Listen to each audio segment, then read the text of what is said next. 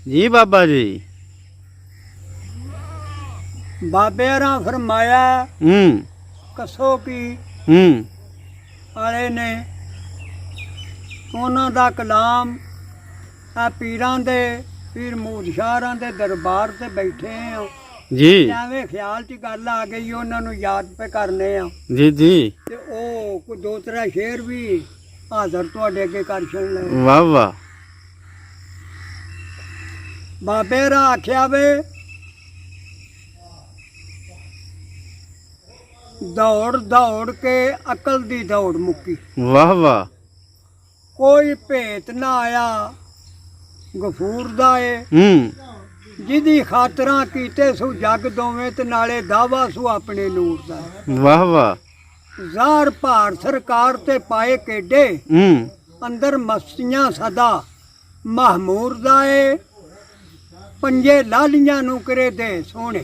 वाह वाह। मोर वेख पैर करे झूठदा किसे सोने दे गल डैन पाई किरे हूर नू संग लंगूर दा किसे नू कोल भाए ते वहाए वेखे किसे नू दसदा ही पंध दूर दा किसे नू हासा सलाम दा नाल सीने किरे दे राखियां घूरदा ते किरे जंगलां दे विच करे मंगल।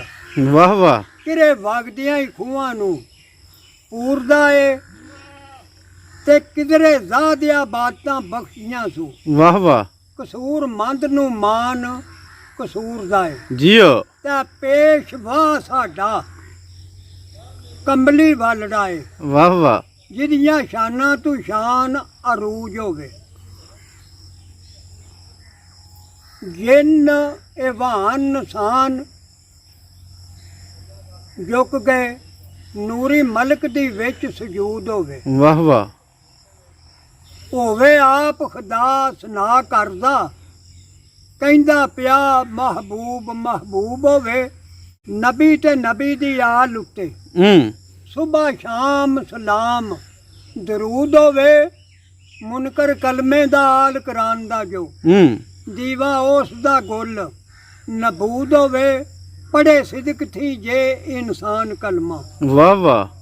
जिंदा उस दा मोया कलूब होवे जिक्र कलमे थी मर्द खुदा सालस जलवा वेख के कोई मजजूब होवे बरकत कलमे थी सोमनाथ मंदिर ढाया गजनियों चढ़ महमूद होवे नूरी सूरज मोहम्मदी दीन वाला। वाह वाह। कदे ना चढ़िया गरूब होवे चन सूरज चन दी रोशनी मिट जांदी ओ फेर भी चमकदा खूब होवे लहिंदे चढ़दे सारे जग अंदर ओदा चानन शमाल जनूब होवे सिफतां विच ना आमदी सिफत ओदी बेहद दे विच अदूद होवे सोहना दीन खलाक जमात इको कसूर मंद भावें भावें यूब होवे। वाह वाह।